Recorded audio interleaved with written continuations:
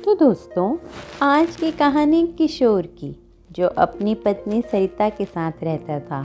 उन दोनों की कोई संतान नहीं थी, इसलिए उन्होंने 2 नौकर रखे अपनी देखभाल के लिए। लेकिन एक दिन उनके घर चोर घुस गए और सरिता की समझदारी से कैसे चोरों से खुद को और अपने घर को बचाया, जानते हैं आगे की कहानी में।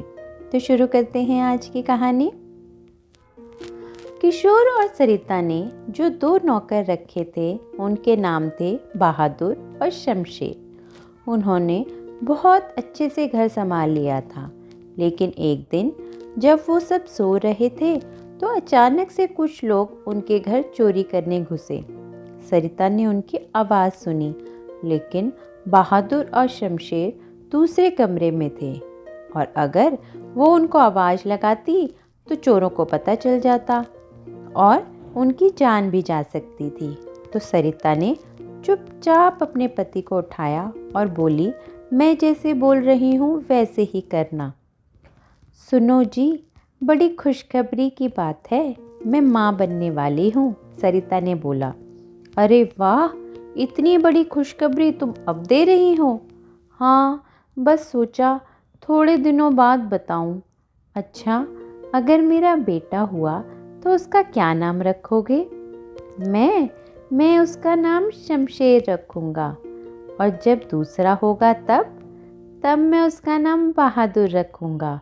और तीसरा भी बेटा हुआ तो मैं उसका नाम चोर रखूँगा। अच्छा, अब हमारे तीनों बेटों के नाम इकट्ठे बोलो तो, शमशेर, बहादुर और चोर। ये सुनकर चोर बड़े खुश हुए और दरवाजे के बाहर कान लगाकर सुनने लगे। तुम्हारी आवाज़ में तो दम ही नहीं है।